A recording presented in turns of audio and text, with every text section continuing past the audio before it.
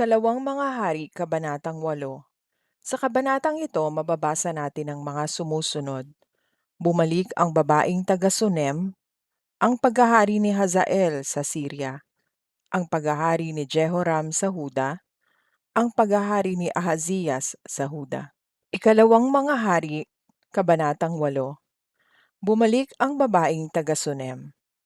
Sinabi ni Eliseo sa ina ng bata na kanyang muling binuhay, "Umalis kayo rito at mangibang bayan, sapagkat sinabi ni Yahweh na magkakaroon ng taggutom dito sa loob ng 7 taon." Sumunod naman ang babae sa sinabi ng propeta. Umalis sila ng kanyang pamilya at nanirahan sa lupain ng mga Filisteo sa loob ng 7 taon.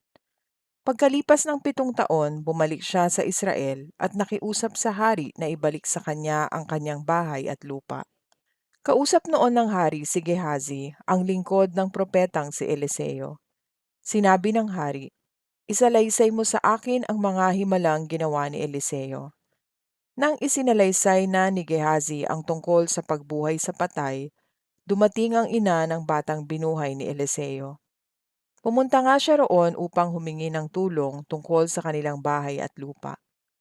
Nang makita ni Gehazi ang babae, sinabi niya sa hari, "Mahal na hari, ito po ang ina ng batang binuhay ni Eliseo." Ang babae tinanong ng hari kung totoo ang sinasabi ni Gehazi at sinabi niyang totoo nga. Kaya ang hari ay humirang ng isang tao at inutusan ng ganito, "Gawan mo ng paraang maibalik sa babae ang lahat niyang ari-arian, pati ang ani ng kanyang bukid mula nang umalis siya hanggang sa araw na ito." Ang paghahari ni Hazael sa Syria. Si Eliseo ay pumunta sa Damasco at noon ay may sakit si Haring Ben-Hadad ng Syria. Nang mabalitaan niyang nasa Damasco si Eliseo, inutusan niya si Hazael na magdala ng mga regalo at makipagkita kay Eliseo, ang propeta ng Diyos, upang itanong kay Yahweh kung gagaling pa siya o hindi. Lumakad si Hazael upang makipagkita kay Eliseo.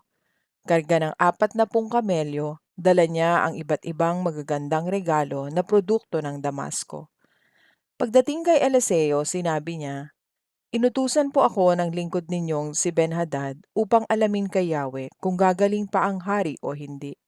Ang sagot ni Eliseo, "Bumalik ka sa kanya at sabihin mong gagaling siya, ngunit ipinaalam sa akin ni Yahweh na mamamatay siya." At tinitigan niyang mabuti si Hazael hanggang sa ito'y mapahiya. Napaiyak si Eliseo. Nang itanong ni Hazael kung bakit siya umiiyak, sinabi ni Eliseo, "Sapagkat alam kong gagawan mo ng malaking kasamaan ng buong Israel. Susunugin mo ang kanilang mga kuta, papatayin mo ang mga kabataang lalaki, duduruging parang abo ang mga bata, at bibiyakin mo ang tiyan ng mga buntis. Paano ko magagawa ang kakilakilabot na bagay na iyan? Ako'y isang hamak na alipin lamang," sagot ni Hazael. Sinabi ni Eliseo, "Ipinahayag sa akin ni Yahweh na ikaw ay magiging hari ng Syria." At bumalik na si Hazael kay Ben-Hadad. Tinanong siya nito, "Ano ang sinabi sa iyo ni Eliseo?" Sumagot siya, "Gagaling daw po kayo," sagot ni Hazael. Ngunit kinabukasan, binasa ni Hazael ang isang kumot at ibinalot sa mukha ng hari hanggang sa ito'y mamatay. At si Hazael ang sumunod na hari ng Syria. Ang paghahari ni Jehoram sa Huda. Nang si Joram na anak ni Ahab ay 5 taon nang naghahari sa Israel, si Jehoram na anak ni Haring Jehoshaphat ay nagsimula namang maghari sa Huda. 32 taon siya nang maging hari, at 8 taong naghari sa Jerusalem. Ginawa rin niya ang mga bagay na hindi kalugod-lugod kay Yahweh. Sinundan niya ang yapak ng mga naging hari ng Israel, tulad ng ginawa ng sambahayan ni Ahab na kanyang biyanan. Gayunman, hindi pa rin ibinagsak ni Yahweh ang Huda, alang-alang sa lingkod niyang si David, at sa pangako niya rito na maghahari ang kanyang mga susunod na salinlahi sa habang panahon. Sa panahon ni Jehoram, naghimagsik ang Edom laban sa Huda at naglagay ng sariling hari. Pumunta siya sa Zair, dala ang lahat niyang karwahe. Ngunit napaligiran sila ng mga Edomita, kaya kinagabihan, nagpilit silang lumusot. Ang mga tauhan niya ay nagsitakas pauwi sa kani-kanilang bahay. Mula noon, hindi nasakop ng Huda ang Edom. Hindi nagtagal, naghimagsik din ang Libna. Ang iba pang ginawa ni Jehoram ay nakasulat sa kasaysayan ng mga hari ng Huda. Namatay siya at inilibing sa bayan ni David, sa libingan ng kanyang mga ninuno. Ang humalili sa kanya bilang hari ay ang anak niyang si Ahazias. Ang paghahari ni Ahazias sa Huda.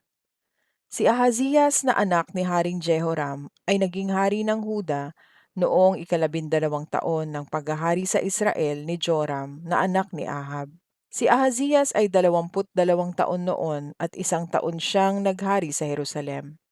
Ang kanyang ina ay si Atalia na apo ni Omri na naging hari din ng Israel. Sinundan din niya ang yapak ng sambahayan ni Ahab na lolo ng kanyang asawa. Nagkasala rin siya kay Yahweh. Tinulungan niya si Joram nang salakayin nito sa Ramoth Gilead si Haring Hazael ng Syria. Noon ay nasugatan ng malubha si Joram at umuwi siya upang magpagamot sa Jezreel. Nang mabalitaan ito ni Ahazias na anak ni Haring Jehoram ng Huda, dinalaw niya ito.